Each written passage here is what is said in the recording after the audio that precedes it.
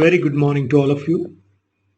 Here we are with the textbook Equip English for Undergraduates. Today we are going to discuss the chapter Writing Paragraphs, unit number 30, Writing Paragraphs.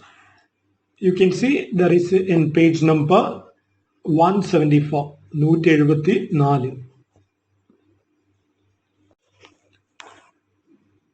What I'm going to do is I want to go line by line to explain the things given in the textbook.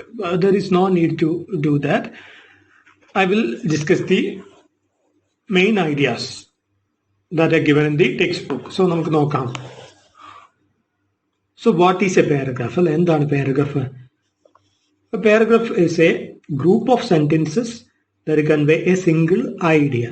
So, കുറേ അധികം sentences ഉള്ള കുറച്ച് എന്താണ് കുറേ അധികം sentences ഉള്ള എന്നാലല്ലേ different paragraph ആക്കിയിട്ടില്ലാത്ത ഒരൊറ്റ പാരഗ്രാഫിലല്ലേ കണക്റ്റഡ് ആയിട്ടുള്ള സെന്റൻസസ് ഉള്ള ഏതെങ്കിലും ഒരു കാര്യം ഒരു പർട്ടിക്കുലർ സബ്ജക്റ്റ് ഡിസ്കസ് ചെയ്യുന്ന ഒരു ടൈപ്പ് ഓഫ് റൈറ്റിങ്ങിനാണ് നമ്മൾ എന്ത് പറയുക പാരഗ്രാഫ് റൈറ്റിംഗ് എന്ന് പറയുന്നത്.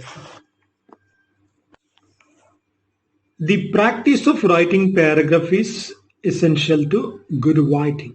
സോ അല്ലേ നമ്മൾ നല്ല ഒരു എഴുത്ത് എന്ന ഒരു കാര്യത്തിലേക്ക് വരണ്ടിക്കല്ലേ എസ് എ പഠിക്കുന്നതിന് മുമ്പേ നമ്മൾ അറിഞ്ഞിരിക്കേണ്ട കാര്യമാണ് പാരഗ്രാഫ്. സോ അല്ലെ പാരഗ്രാഫ് എന്താണെന്ന് അറിഞ്ഞു കഴിഞ്ഞിട്ടാണ് നമ്മൾ പിന്നെ എസ് എയിലോട്ട് പോവേണ്ടത്. In order for a paragraph to be effective, it must begin with a topic sentence. So ഒരു പാരഗ്രാഫ് അല്ലേ നല്ല ഒരു ഇഫക്റ്റീവ് ആയിട്ടുള്ള അല്ലെ ഒരു ഗുഡ് പാരഗ്രാഫ് ഒരു സ്റ്റാൻഡേർഡ് പാരഗ്രാഫ് അല്ലെ ആ വേണ്ടിക്കൽ നമ്മൾ എന്ത് ചെയ്യണം ടോപ്പിക് സെന്റൻസിലൂടെ ബിഗിൻ ചെയ്യണം. നമ്മൾ പറഞ്ഞിട്ടുണ്ടല്ലേ ടോപ്പിക് സെന്റൻസ് എന്ന് പറയുന്നത് പാരഗ്രാഫിന്റെ മുകളിൽ ടോപ്പിക് എന്ന് എഴുതിയിട്ട് അല്ലെ എന്താണ് എന്ന് എഴുതിയിട്ട് അതിന്റെ അടിയിൽ വരയിടുന്നതല്ല ടോപ്പിക് സെന്റൻസ്. എന്താണ് എന്താ ടോപ്പിക് സെന്റൻസ് നമ്മൾ എസ് എ പറയുമ്പോൾ പറഞ്ഞിട്ടുണ്ടായിരുന്നു. ഒരു പാരഗ്രാഫല്ല നമ്മൾ എന്തിനെ പറ്റിയാണ് എഴുതുന്നത് എന്ന് നമ്മൾ പാരഗ്രാഫിന്റെ ഏറ്റവും ഫസ്റ്റ് സെന്റൻസിൽ തന്നെ നമ്മൾ എന്ത് ചെയ്യാം ആ എൻറ്റയർ പാരഗ്രാഫ് അല്ലെ അതിന്റെ മുഴുവൻ പിക്ചറും എന്താണെന്ന് നമ്മൾ ഷോർട്ടായിട്ട് ഏറ്റവും അല്ലെ ചുരുങ്ങിയ ഒരു വാക്ക് ഒരു സെന്റൻസിൽ പറയുന്നതാണ് എന്ത് പറയാം നമ്മളെ ടോപ്പിക് സെന്റൻസ് എന്ന് പറയാം. സോ അല്ലെ നമ്മുടെ എസ് എ പറയുമ്പോൾ നമ്മൾ പറഞ്ഞു അല്ലെ ഓരോ എസ് എയുടെ ഓരോ പാരഗ്രാഫും നമ്മൾ തുടങ്ങേണ്ടത് എന്ത് വെച്ചിട്ടാണ് ഇൻട്രൊഡക്ഷൻ ആൻഡ് കൺക്ലൂഷൻ പാരഗ്രാഫ് ഒഴികെ അല്ലെ ആ ഒരു ഉള്ളിലുള്ള പാരഗ്രാഫ് ഓരോന്നും തുടങ്ങേണ്ടത് ടോപ്പിക് സെന്റൻസ് വെച്ചിട്ടാണ്. സോ ഇവിടെയല്ല നമ്മൾ ആ ഒരു കാര്യമാണ് പറയുന്നത് പാരഗ്രാഫ് റൈറ്റിംഗ് എന്ന് പറയുമ്പോൾ അതിലും എന്താണ് ഒരു കാരണം നമ്മൾ പറഞ്ഞു പാരഗ്രാഫ് റൈറ്റിംഗിൽ വരുമ്പോൾ നമ്മൾ ഒരൊറ്റ ടോപ്പിക്കിന്റെ വിവിധ തലങ്ങൾ അല്ലെ ആ ഒരു പാരഗ്രാഫിൽ തന്നെയാണ് പരിശോധിക്കുന്നത്. അല്ലാതെ അത് എഗെയിൻ അല്ലെ നമ്മളത് ഡിഫറെന്റ് പാരഗ്രാഫ് ആക്കി മാറ്റുന്നില്ല. അതുകൊണ്ട് ഇവിടെ എന്ത് ചെയ്യണം ആദ്യത്തെ സെന്റൻസ് ടോപ്പിക് സെന്റൻസ് ആയിട്ട് എഴുതുകയും അല്ലെ ബാക്കിയുള്ളത് വ്യത്യസ്തമായ ഐഡിയകളാണ് എങ്കിൽ പോലും എന്ത് ചെയ്യേണ്ടി വരും ഉള്ളത് സെന്റൻസുകൾ തമ്മിൽ കണക്ഷൻ ഉണ്ടാവണം. That is very very important.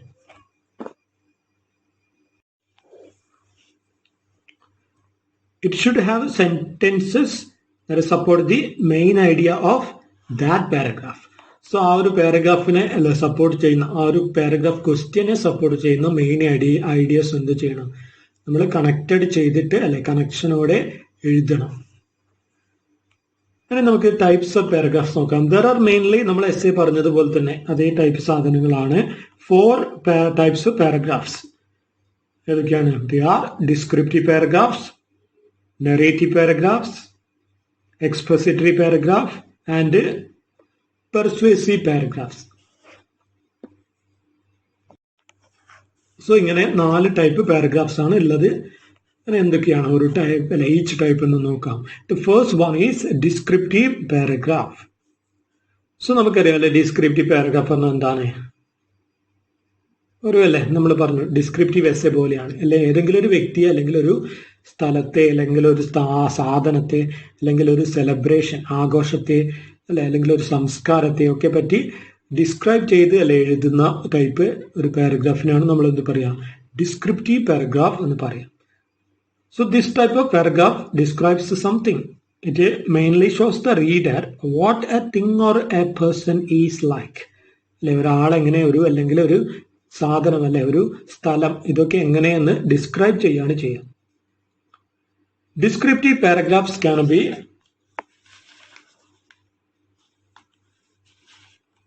artistic. They may even deviate from grammar norms. So descriptive പാരഗ്രാഫ്സിന് എന്താവാം, കുറച്ച് ആർട്ടിസ്റ്റിക് ആവാം, കുറച്ച് ഗ്രാമർ റൂൾസ് അതൊന്നും എന്താണ് അത്ര ഭയങ്കരമായിട്ട് ഒബേ ചെയ്യേണ്ട കാര്യം ഒരു ഡിസ്ക്രിപ്റ്റീവ് പാരഗ്രാഫിനില്ല. കുറച്ച് ഗ്രാമർ റൂൾസ് ഒക്കെ നമുക്ക് വയലേറ്റ് ചെയ്യാൻ എവിടെ റൈറ്റ് ഉണ്ട്? Descriptive types of paragraph question എഴുതുമ്പോൾ നമുക്ക് പറ്റുമെന്നുള്ളതാണ്. ഇനി നെക്സ്റ്റ് നോക്കിയേ, ദ നെറേറ്റീവ് പാരഗ്രാഫ്. എന്താണ് narrative paragraph? The narrative paragraph tells a story. So ഒരു കഥ പറയുന്ന രീതിയിലുള്ള ഒരു പാരഗ്രാഫാണ് narrative paragraph. There will be a sequence of action അല്ലെ, ഒരു സീക്വൻസ് ഓഫ് ആക്ഷൻ നമ്മൾ നെറേറ്റീവ് പാരഗ്രാഫിൽ കാണിക്കും. ഒരു സ്റ്റോറി ടൈപ്പ് അല്ലെ പാരഗ്രാഫ് ആയിരിക്കും. So there may be a beginning, middle and end to the paragraphs. So പാരഗ്രാഫിന് ഒരു ബിഗിനിങ്ങും മിഡിലും എൻഡും ഉണ്ടാവും. സോ പാരഗ്രാഫിന് ബിഗിനിങ്ങും മിഡിലും എൻഡ് എന്ന് പറഞ്ഞാല് പാരഗ്രാഫ് അഗെയിൻ പാരഗ്രാഫ് ആക്കി എഴുതലല്ല, ഒറ്റ പാരഗ്രാഫിൽ തന്നെ അല്ലെ നമുക്ക് നീറ്റായിട്ട് എന്ത് ചെയ്യാം, അതൊരൊറ്റ ഫ്ലോയിൽ എഴുതുന്നതാണ്. എന്നാലും അല്ലെ അവരെ കൃത്യമായിട്ടല്ലേ ഭംഗിയുള്ള ഒരു ബിഗിനിങ് നമുക്ക് കാണാൻ പറ്റും എന്നുള്ളതാണ്. നെക്സ്റ്റ് ടൈപ്പ്, തേർഡ് ടൈപ്പ് നോക്കെന്താണ്? Expository paragraph. എന്താണ് ഈ expository paragraph? This expository paragraphs mostly provide instructions. So instruction provide ചെയ്യുക, അതായത് വ്യത്യസ്തമായ അറിവുകൾ ഏതെങ്കിലും രീതിയിൽ കളക്ട് ചെയ്ത് അല്ലെ സർവേയോ ഒക്കെ നടത്തി എന്ത് ചെയ്യുക, നമ്മുടെ ആ ഒരു എഡ്യൂക്കേഷണൽ പേർപ്പസ് പോലെ അല്ലെങ്കിൽ എന്തെങ്കിലും ഒരു കാര്യം അറിയിക്കാൻ അല്ലെ ഇൻഫർമേറ്റീവ് ആയിട്ട് എഴുതുന്നതിനാണ് എന്ത് പറയാം, എക്സ്പോസിറ്ററി പാരഗ്രാഫ് എന്ന് പറയാം. Researchers mostly use this type of paragraphs അല്ലെ, റിസർച്ച് എഴുതുന്നവര് റിസർച്ച് ഒക്കെ ചെയ്യുന്നവരെ ഏത് ടൈപ്പ് പാരഗ്രാഫാണ് ഉപയോഗിക്കുക? Expository paragraph. ഇൻഫർമേറ്റീവ് ആയിട്ടുള്ള അല്ലെ കാര്യങ്ങൾ കണ്ടെത്തി എവിഡൻസ് അല്ലെ കളക്ട് ചെയ്ത് കാര്യങ്ങളെ അവതരിപ്പിക്കുന്ന ടൈപ്പ് പാരഗ്രാഫ്, അതാണ് എക്സ്പോസിറ്ററി പാരഗ്രാഫ്.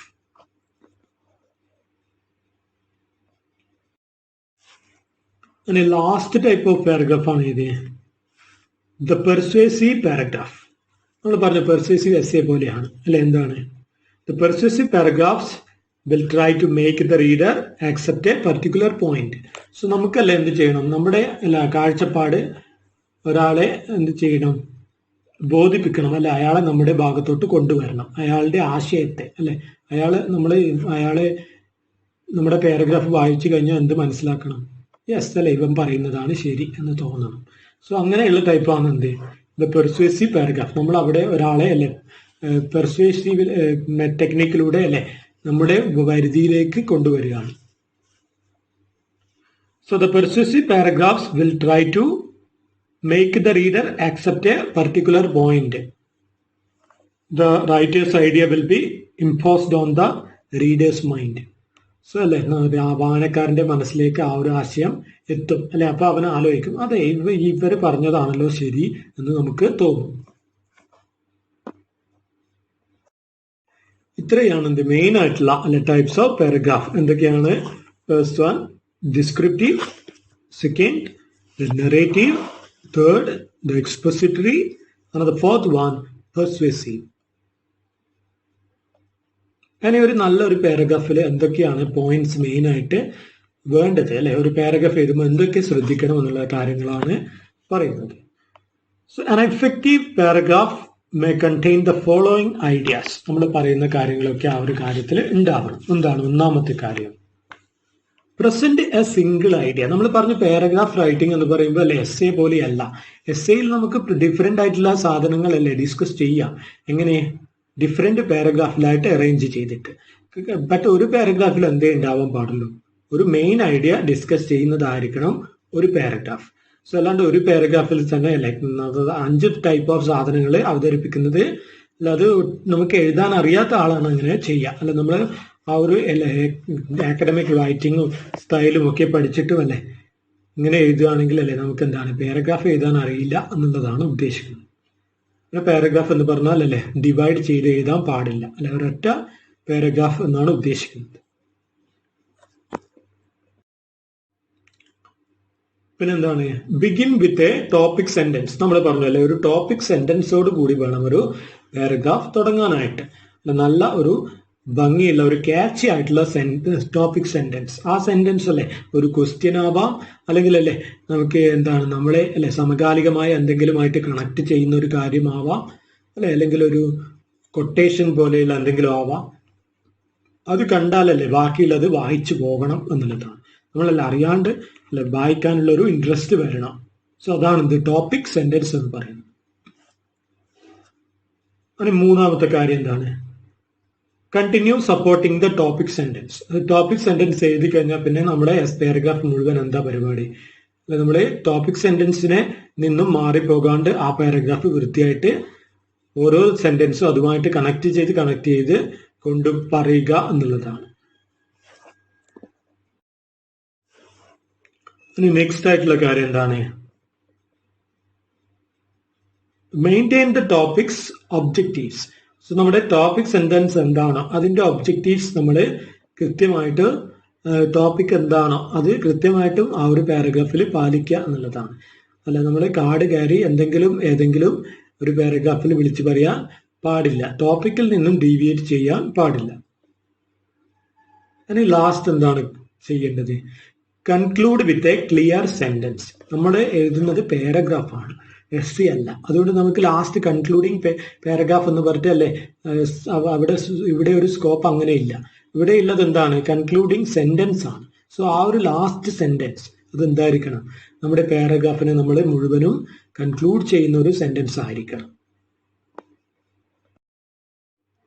സോ അല്ല വായിക്കുന്നവരെ തോന്നണമല്ലേ ഇത് ഓക്കെ നല്ലൊരു ഡിസ്കഷൻ അല്ലേ അവിടെ കഴിഞ്ഞു എന്നുള്ളത്. അല്ലാതെ പിന്നെ ശ്രദ്ധിക്കേണ്ട കാര്യം എന്ന് വെച്ചാൽ നമ്മളല്ലേ എന്തെങ്കിലും ഒരു ടോപ്പിക് കിട്ടിയാൽ അതിനെ ബ്ലൈൻഡ് ആയിട്ട് യെസ് എന്നോ അല്ലെ ബ്ലൈൻഡ് ആയിട്ട് നോ എന്നോ അല്ലെ ഇത് ശരിയാണോ എന്ന് ചോദിച്ചാൽ അതൊട്ടും ശരിയല്ല, അല്ലെ ഇത് തെറ്റല്ലെന്ന് ചോദിച്ചാൽ അല്ലെ എന്താണ് അത് തെറ്റേ അല്ല മുഴുവനും ശരിയാണെന്ന് പറയുന്ന ആറ്റിറ്റ്യൂഡ് നല്ലതല്ല. പലപ്പോഴും നമ്മൾ എന്തായിരിക്കും നല്ലത്, മിഡിൽ ആയിട്ട് നിൽക്കുക, മീഡിയം ആ ഒരു ലെവലിൽ നിന്നുകൊണ്ട് സംസാരിക്കുന്നതായിരിക്കും പല കാര്യത്തിലും. പല എസ്സേയിലും നമ്മൾ അങ്ങനെ ഒരു സ്റ്റാൻഡ് എടുക്കുന്നതാണ് സേഫ് ആയിട്ടുള്ളത്. അല്ലാതെ അനാവശ്യമായിട്ട് എന്ത് ചെയ്യരുത്, അല്ലെ ഏതെങ്കിലും ഒരു വികാരത്തിന്റെ പേരിൽ, അതായത് എന്തോ ആയിക്കൊള്ളട്ടെ അല്ലെ മതപരമോ അല്ലെ ആചാരപരമോ എന്തോ അങ്ങനെയുള്ള എന്തെങ്കിലും കാര്യത്തിന്റെ പേര് നമ്മളൊരു ടോപ്പിക് കിട്ടിയാൽ അല്ലെ അതിനെ അല്ലെങ്കിൽ ഒരു പാർട്ടി അല്ലെ പൊളിറ്റിക്കൽ ഇൻട്രസ്റ്റോ ഒക്കെ ആവാം. സോ അങ്ങനെയുള്ള ഇൻട്രസ്റ്റുകളോ കൊണ്ട് അല്ലെ നമ്മൾ ആവേശം കയറി അല്ലെ മുഴുവനായിട്ടും അതിനെ ശരിയെന്നോ തെറ്റെന്നോ വിളിച്ചു പറയാൻ പാടില്ല. അതിന്റെ തലങ്ങൾ പരിശോധിക്കുക, അല്ലെ ശരി എൻ്റെ ശരിയല്ല നിന്റെ ശരി എന്നുള്ള കാര്യം അല്ലെ മനസ്സിലാക്കി എന്ത് ചെയ്യാം, ജനറലൈസ് ചെയ്ത് ചിന്തിച്ച് കൊണ്ടുപോകണം നമ്മൾ അതിനെ കൈകാര്യം ചെയ്യാം. ബ്ലൈൻഡ് ആയിട്ടല്ല അതിനെ ഒരിക്കലും യെസ് അല്ലെങ്കിൽ നോ എന്ന് അല്ലെ വിളിച്ചു പറയാൻ പാടില്ല. സോ നമ്മളല്ലേ അതിന് ശരിയും തെറ്റും ഉണ്ട് എന്നൊക്കെയുള്ള രീതിയിൽ അവസാനിപ്പിക്കുന്നതായിരിക്കും ഒട്ടുമിക്ക ടോപ്പിക്സിനും സേഫ് ആയിട്ടുള്ള ഒരു മെത്തേഡ് എന്ന് പറയുന്നത്.